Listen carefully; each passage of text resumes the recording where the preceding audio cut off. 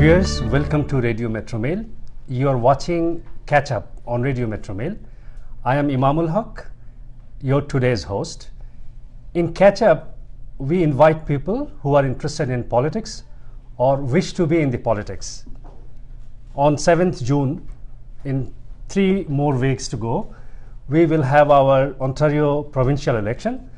There are 3 major parties, those who are the major players in upcoming election: the NDP, New Democratic Party, the PC Party, the Progressive Conservative Party, and Liberal Party.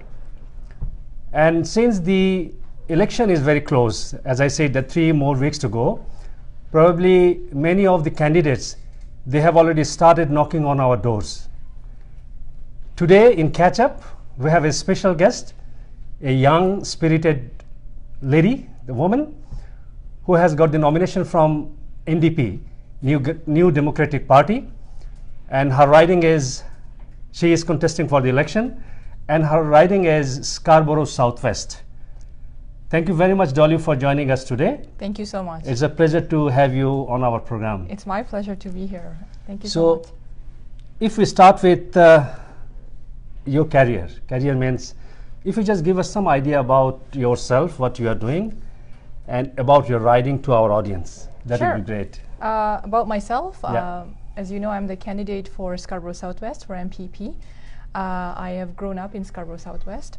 I've lived here for about 14 years. I went to school here, Tech at W. Porter, that many of our kids are going now.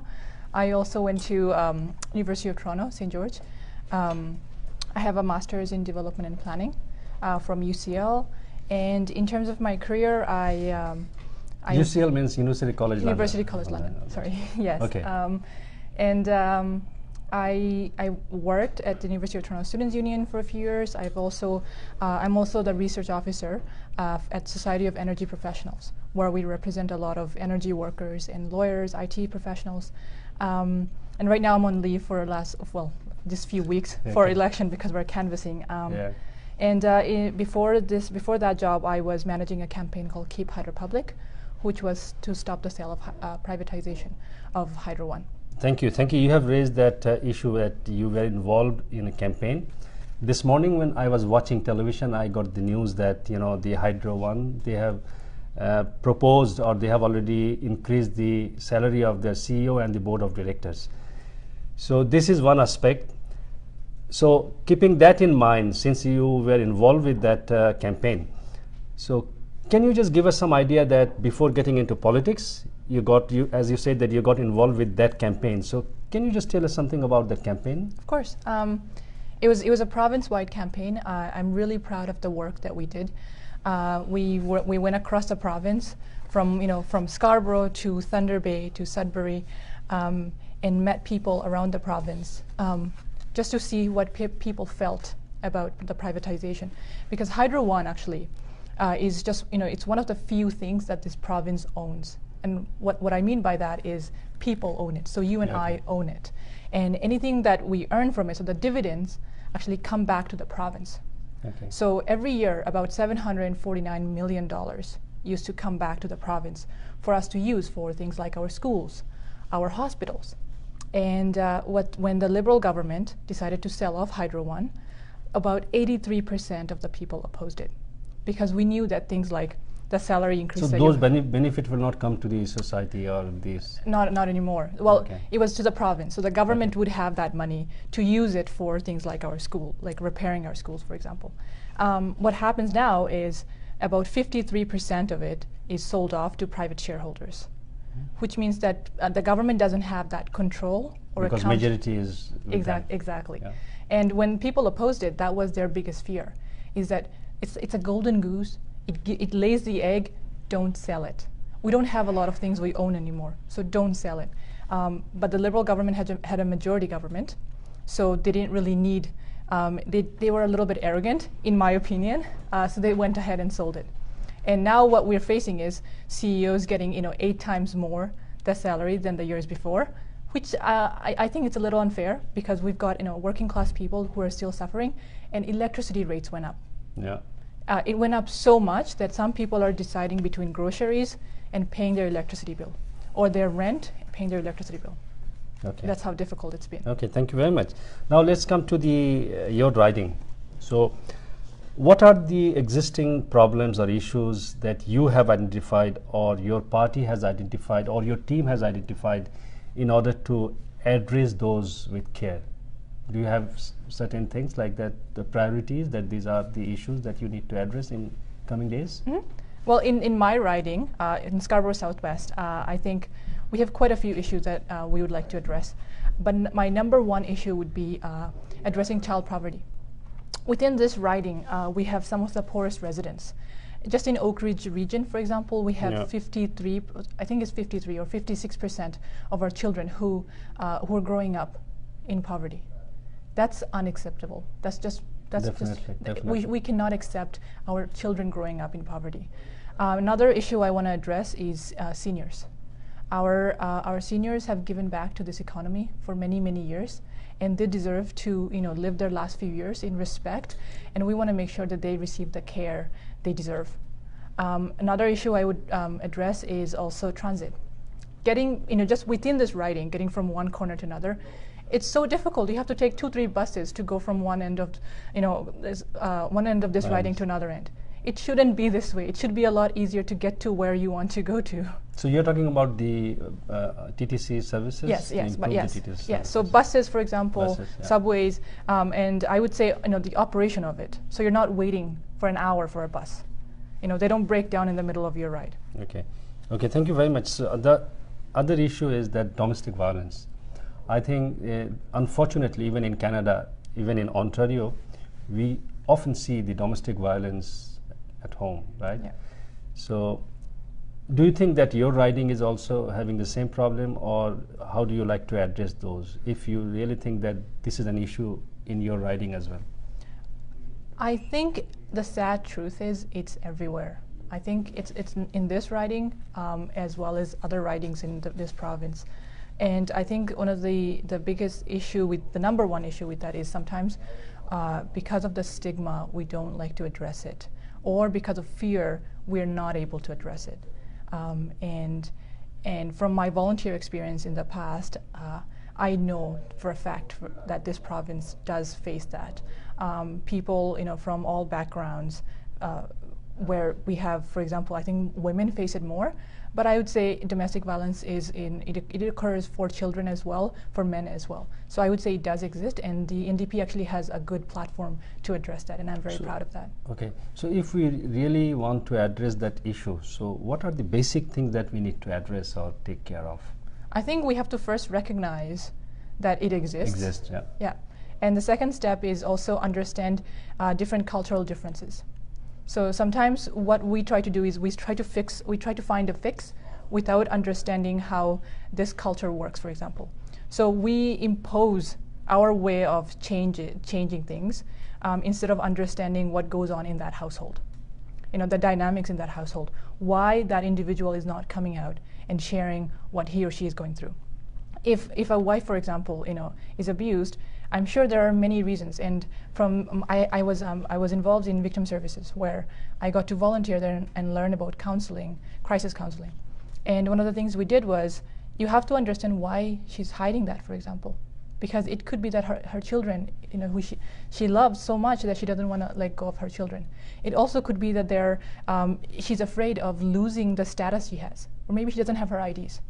So there are all these barriers. Social stigma is also attached with all these things. A huge one. It's definitely a huge one. So you are proposing basically that we should have a culturally sensitive activities programs, which is culturally very much sensitive. Exactly. That's good. And you already mentioned about the child poverty. So, and the child care also is related with that. So we see that even often it is quite a hot topic in the community. They talk about this, that they can't afford this childcare things. So do you have any specific plan for that? We do, actually. One of our top platform plans is to have a really rigorous childcare program, which is for folks who are living, households with income less than $40,000 will get free childcare, allowing the parents to go back to work. And for those who make above $40,000, it's $12 a day. Okay.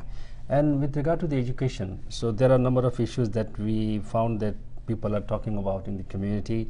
One is school maintenance has been underfunded, a long wait list for special education support, student poverty is one of the issues. You have also indicated that, lack of good nutrition.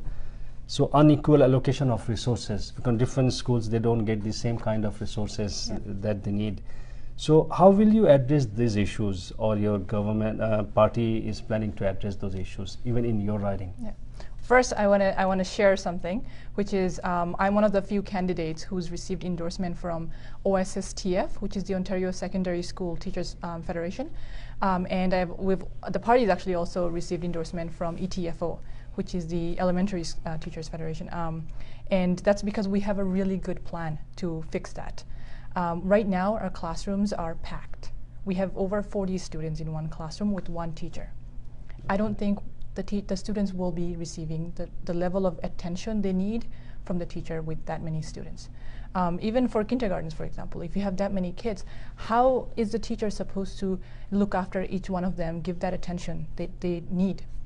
So what we want to do is we want to increase the staffing, the funding, as well as making sure that there is the level of funding across the province is done in a way that's fair. The Liberal government, actually the Conservative government was the one who sort of messed around with the way funding worked and the power that the ground level had for our schools. And the Liberal government actually ran on a promise to fix that, but we haven't seen that yet. And we want to fix that for sure. Thank you. And the other issue is health. Definitely, whenever we talk about community, particularly low-income, families, health is a big issue. Yeah. And we found that overflowing emergency wards, long waiting time, insufficient number of beds, long-term care is not sufficient. All these issues, they brought in when they talk about their issues. So, what is your plan, or how do you think that we can fix this problem? Well, first we need to make sure that our healthcare is properly funded. Over the last decade or so, well, actually, just recently we started funding our hospitals properly. I'm sure you know that I was part of something called the Scarborough Health Coalition, which is a local branch of the Ontario Health Coalition. And one of the things they fought for was making sure that the government keeps up with the funding that we need. And if you can't keep up with the price of goods, for example, with inflation, then we're not giving hospitals, the beds, the staff that we need. Right now, we have nurses doing admin jobs. That messes up the whole system. That's not how it should be. We have, our seniors getting treated on the at the hallway, and that's not the level of respect they deserve. So what we want to make sure that we have enough staff. We have enough beds in our hospitals so that we can, people don't have to wait for an entire night to go see an emergency doctor. Thank you, thank you. Viewers, you are watching Catch Up on Radio Metro Mail, and we are talking to Doly Begum. Doly Begum, she is running an election at the upcoming. She is contesting for election, and her riding is Scarborough Southwest. So let us come back to our point, what we were discussing. The other thing is the homelessness. I think it's an issue across the province. So do you think that the homelessness or the affordable housing, definitely, because as you said that 53% almost the families, they are living in poverty. So how do you plan to address that affordable housing or homelessness issues? I'm really proud of the NDP's platform that we released recently, which actually includes about 65,000 affordable housing to build over the next 10 years, because we need a lot more affordable housing. Right now, we are not addressing this properly. And in my past working at City Hall, I learned how the budget impacts people. I learned how many people in our city, we live in one of the best cities in the world, I think, in one of the best countries, which is why I'm sure that families like ourselves immigrated here.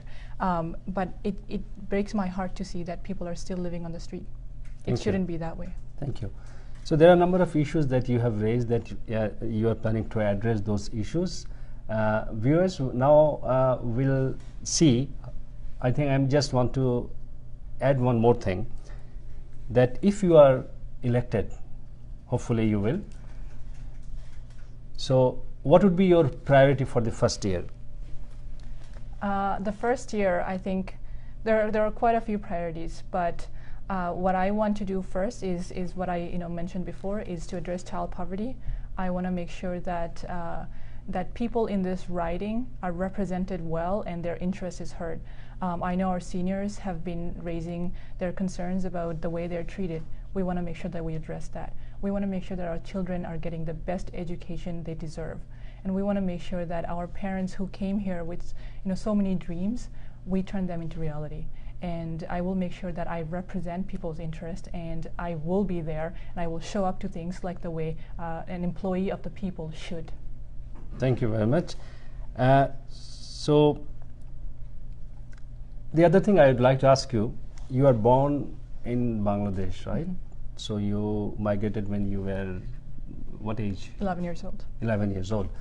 So, and most of our viewers, our listeners on Radio Metro Mail are from Bangladesh, or they speak Bangla language, they are Canadian Bangladeshi.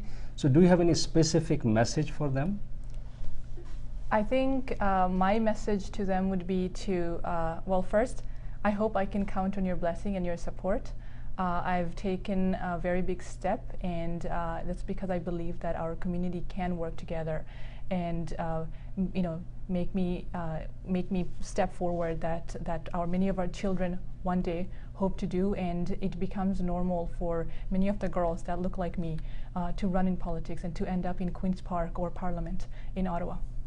So what motivates you? You are, compared to many other candidates, you are quite young. So what is your motivation to get into the politics? I think it was the way the condition of this riding has been. We've been left behind for many things. People are frustrated. People need help. People have raised their concerns, but they haven't been heard.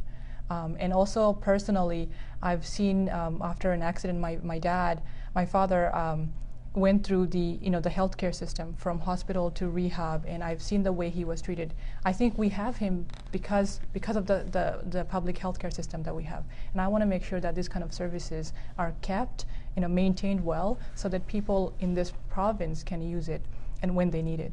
And that's very important for everyone, and I want to make sure that I'm able to be a part in that, to make sure that we bring that care back. We provide the services that our people need. Okay, sure, definitely. So the last thing, since you are a young woman, spirited woman, as I said earlier, so do you have any specific message for the young people? I would say don't get scared. If you want to help people, if you want to work, if you work hard, and if you want to help people, then just step forward, do it because you can, and no matter what the barriers will be, keep trying. That's one of the things that I did, and it helped me. And there are people here. Our parents are here. Our community is here, and I'm here. If there is a young woman or a man from our community, who wants to step forward in politics or in community service, come talk to me. I would be happy to chat. But make sure that you don't give up. Thank you very much, Doly Begum. Thank you so much. Thank you very much. Viewers, you were watching Catch Up on Radio Metro Mail, and we have that election on 7th June, Ontario provincial election. So I hope that those who are living in this riding, definitely they will cast your vote. You will cast your vote, and it's very simple process. You can, in different ways you can cast your vote. So you just need a simple ID which shows your name and your address.